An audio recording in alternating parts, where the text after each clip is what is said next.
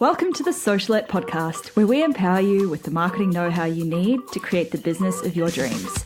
I'm your host, Steph Taylor, and I'm a marketing nerd, Shiraz lover, and passport stamp collector. Join me as I dive into all things small business marketing and deliver them to you in bite-sized, fluff-free lessons every Monday, Wednesday, and Friday. Let's get learning.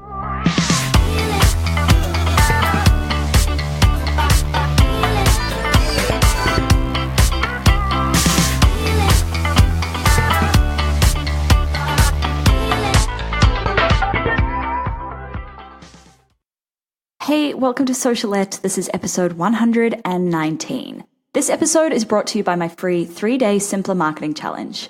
If you're feeling overwhelmed, scattered, and all over the place when it comes to marketing your business, we need to fix that.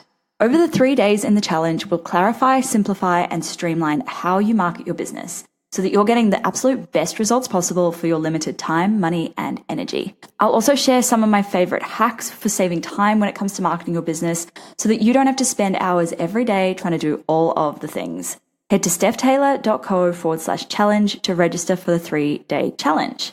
Okay, this episode is a little bit different because it's aimed mostly at my listeners who are social media managers, because I know there are quite a few of you out there. But even if you're not a social media manager, you might learn a thing or two from this episode, especially if you run a client-based business of any sort. Today, I'm sharing some of the biggest lessons I've learned from being a social media manager. We're no longer taking social media management clients, so these are some of the things that I've picked up in the 5-ish years or so that I've been managing social media accounts for clients. First as a freelancer, side hustling alongside my corporate job, and then through Wild Bloom with a team behind me. Before we get stuck in, this podcast is in the running to win an award at the Australian Podcast Awards. All I need is you guys to get behind me and vote for the podcast. It would really mean a huge amount to me if you guys could just take a couple of minutes to head to stephtaylor.co/vote and cast your vote and tell the judges that this podcast is amazing and that it should win. Okay, awesome. Let's get stuck into this episode. Number one, the first thing I've learned, the people who haggle your prices will always have the highest expectations. And I'm yet to come across an exception to this one. I think it's because they don't really value what you're offering, so they haggle it down. And because they don't see the value in it, then they will always expect more and more from you. It's so tempting to accept work from these people, especially when you're starting out and when your clients are few and far between. But trust me, these clients are not worth it. There are people out there who will pay what you're worth. You just need to find them. Number two, always have a contract in place. You don't need a contract until one day you do and you wish that you'd had one in place. I've heard some pretty bad stories of people getting ripped off and getting burnt without a contract. So just invest that relatively small amount of money that it costs to get a template contract drawn up and make sure you use it. Number three, always require at least 50% upfront payment, especially if you have a team to pay, because if your client hasn't paid you, you still have to pay your team for their time on the work. Some people will ask for 50% upfront and the remaining 50% upon delivery of social content, and I think that's a pretty good approach as it ensures that the client is as invested in the process as you are.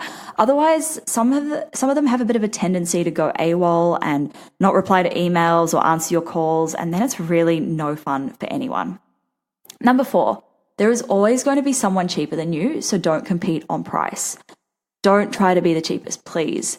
Find something else to differentiate you from everyone else out there. Maybe you'll target a certain industry only, or your branding will resonate with a really small segment of the market, or there'll be something different about your process compared to how everyone else does it. Don't compete on price. It's a fast race to the bottom, and you're never going to be the leader in that. Number five, community over competition. There are a lot of social media managers out there, and it can be a very competitive space sometimes. It would be a much nicer market to be in if everyone was just nice to everyone else. There is more than enough work to go around. There's enough out there for everyone, so don't freak out and act like everyone is your competitor. Number six, you can't do everything and do it well. So when Wild Bloom first started out, we kind of did everything because I had experience in everything from AdWords to blog post writing to Instagram management. I assumed that the best way to do it would be to just offer a one-stop shop. The thing is, it's really hard to be a specialist when you offer everything.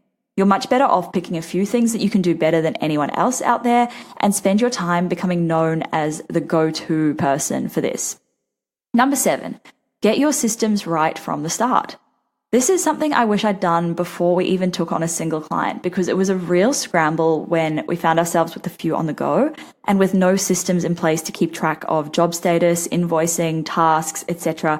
Especially once I hired my 2 team members, this was something I wish I'd sorted out sooner. Even things like where you save files are so important, so get it right. That's it for this episode. If you're a social media manager, I'd love to know, what have you learned? What do you wish you'd known when you were just starting out? Hit me up on Instagram, send me a DM at stephtaylor.co. Also, if you have 2 seconds, please head to stephtaylor.co/vote to vote for this podcast in the Australian Podcast Awards. It would be very, very exciting to see this little podcast baby winning. Awesome. Thanks so much for listening, guys. Catch you next time.